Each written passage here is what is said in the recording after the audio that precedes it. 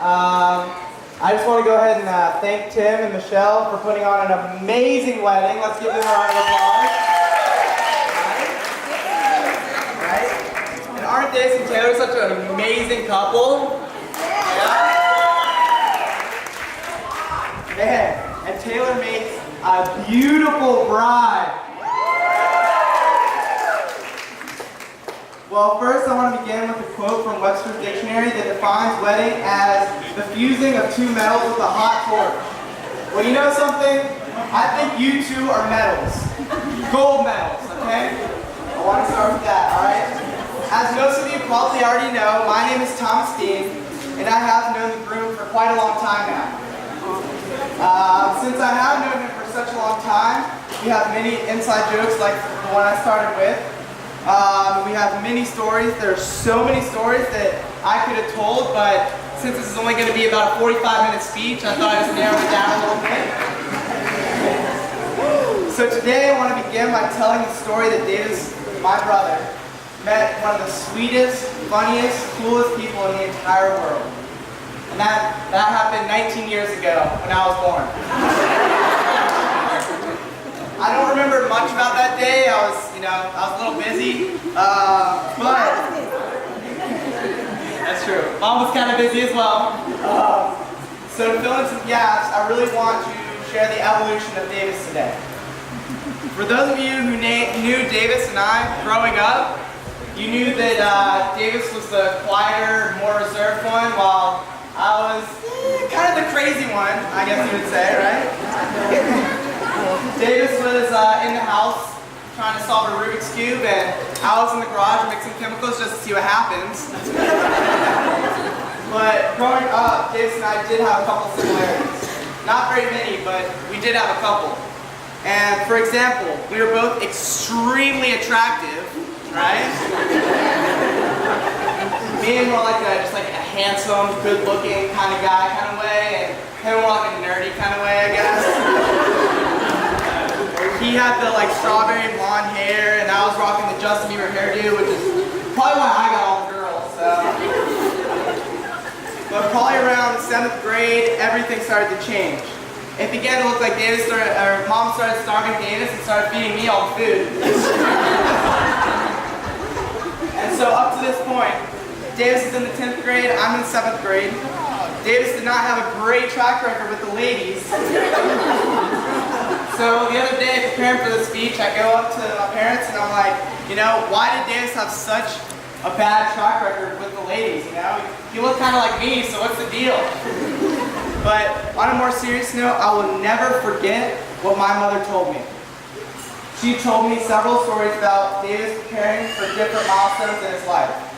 A couple examples are when he learned how to ride a bike. He left his training wheels on way beyond what he should have. And one morning he walked up to my dad and said, "Hey Dad, I'm ready to take them off today." And he never fell a single time.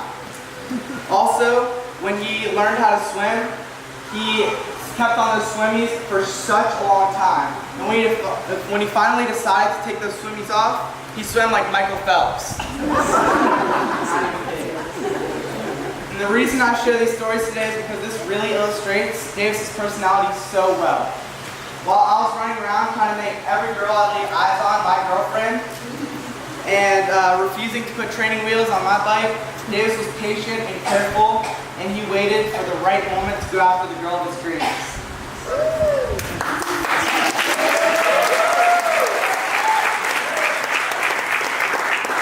And although he did not fall when he took the training wheels off, he fell hard when he met Taylor.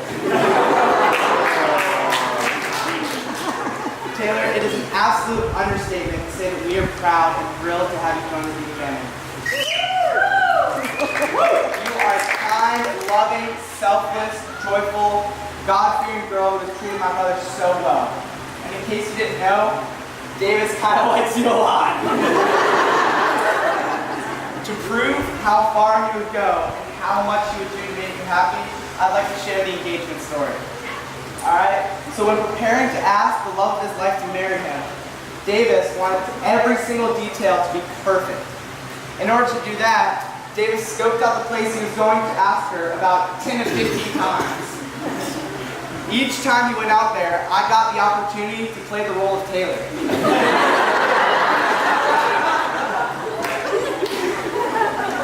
Davis and I would walk across the bridge holding hands. He would fling me around, and he'd ask me to marry him. He'd say how special and pretty I was.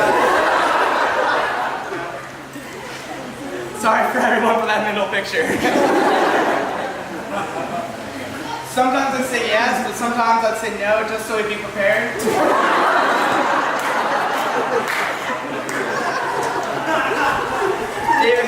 Davis was prepared though, let me tell you, alright? He planned out a whole scenario of why they needed to be crossing that bridge that day. They were headed to a fake party at a fake gazebo in the woods, but to ensure that Taylor wouldn't question him, Davis got multiple maps from the Greenway, where he was getting married, or where he was getting engaged, and he cut out the gazebo on the map and glued it ever so carefully. So if Taylor looked at the map, which she wouldn't, she would see that there is somewhere in the woods, there is a gazebo in the woods, alright? As if that wasn't enough, Davis added the fake gazebo to Google Maps in case Taylor looked it up. He also made sure his 4 different camera angles captured everything. He had me in the woods decked out in camouflage, in a ski mask, long pants, and to take pictures of the special moment. And you may be thinking, Thomas, wasn't it in summertime? Yes, it was in summertime. Hot, okay? Decked out, all covered up, hot, okay? And then I had to run all the way back to the gazebo, about a mile, and take more pictures. It was hot, okay? But Taylor, you deserve every single bit of that. Your presence in Davis' life has motivated him to improve himself in academics, his life, his relationship with the Lord. You exude humility and kindness, grace, love, and compassion, and I'm so happy to call you my sister.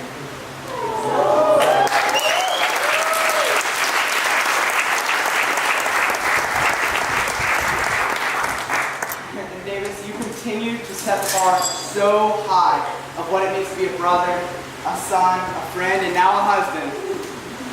And talking to all of your friends the last couple of days, and hearing how you have made such a big impact on me and all of your friends has been truly amazing to hear. I'm so excited to see all the things you guys accomplish together. So I'd like everyone to raise their glass if they have one, or if they don't. All right? And let's celebrate Mr. and Mrs. Taylor and Davis Dean.